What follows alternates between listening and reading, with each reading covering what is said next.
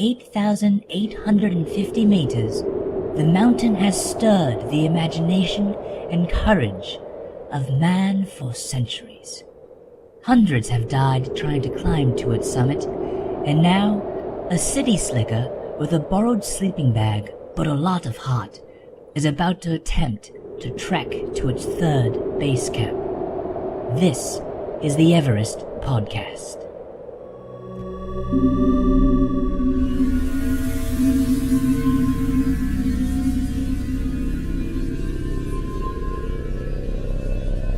And welcome to Everest Podcast Episode 4. This is Erick, I'm your host, and last time when we spoke, which was just yesterday, my whole trip to Everest was up in the air, pretty much 80% out the window, and I was freaking out. And I'm sorry to say that at this point there is no good news. It's now Friday the day after. Basically, when it rains it pours. I've actually gotten even worse news now.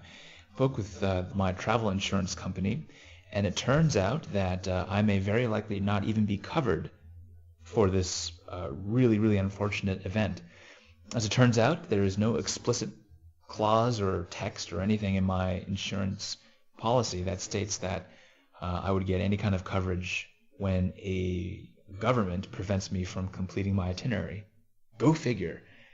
They will take care of me if there's a terrorist attack, if there's a strike, if there's bad weather, but for whatever reason, it doesn't seem like they care if a government passes an edict or ruling that prevents me from actually entering a country. It just boggles my mind. I've been on the phone now with my travel insurance company for hours and battling with these guys, and they don't seem to see right from wrong. They don't seem to see what that when one of the customers buys an insurance travel policy, that their duty is to protect their customers and provide insurance on their travel. Go figure. That's kind of what you're buying. And I'm sorry, I'm just a little frustrated, as you can probably tell. But we'll see. I'm still figuring out how I might be able to show these guys what is the right thing to do. But at the end of the day, they are an insurance company, and this is how they make their money. So we'll see. But what's the so what for me? Well, it seems like, given just yesterday's news of the fact that I can't enter Tibet, and now the news that I can't get any of my money back if this trip is canceled, that I'm pretty much stuck between a rock and a hard spot right now. I've had to find some way, I think, at this point, of just salvaging this trip, of seeing if there's any way that I can still go on this trip, not lose the money that I've already put into this, the airfare, the trip cost with my tour provider, the guides, the Sherpas, the yak, and see if there's any way I can still go. My current thinking is that I can reverse my itinerary.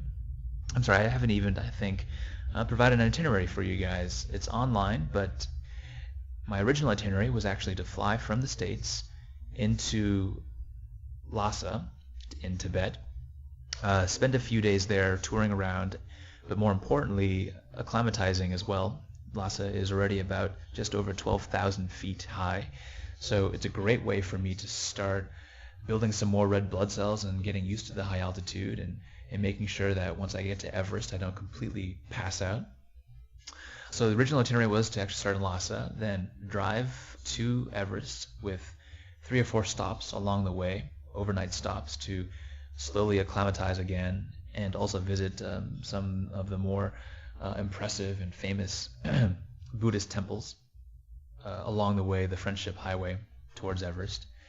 Then spend 9 days trekking up to Base Camp 3 and then returning to Base Camp on Everest, and then finishing up the trip in Kathmandu, Nepal for 3 days, and just touring around Nepal and soaking in the culture and the city there, and hopefully avoiding any confrontations with the Maoist revolutionaries. And then I would fly out of Kathmandu via Bangkok, spend actually 2 days in Bangkok just because I absolutely love that city. Spent 3 months working there a few years ago, and I can't wait to go back. That was my original itinerary. Clearly that is out the window since I cannot enter Tibet in the near term. The word on the street right now, actually, the update on that is the Chinese government has passed that ruling blocking foreigners, but that ruling will lift on September the 5th. So between now and September the 5th, no foreigners are allowed into Tibet, but afterwards we are. So my current plan is to flip this itinerary around, start in Kathmandu, then travel north to Everest, cross the border just after the 5th, so on the 6th, cross into Tibet, do the trek of Everest, and then continue on from Everest to Lhasa. So basically the same itinerary, but just reversed, with a small delay up front because we have to wait in Kathmandu until the 6th so that we can cross the border into Tibet. It sucks because there's a lot of obviously rearranging of our trip, of our hotels, of our airfare that will need to happen to make this work, but hopefully that's the plan. We'll see what happens. I'll keep you posted, and stay tuned. Thanks a lot. For more information on Erick's Everest trek, as well as photos from his trip, please visit his website at www.everestpodcast.com.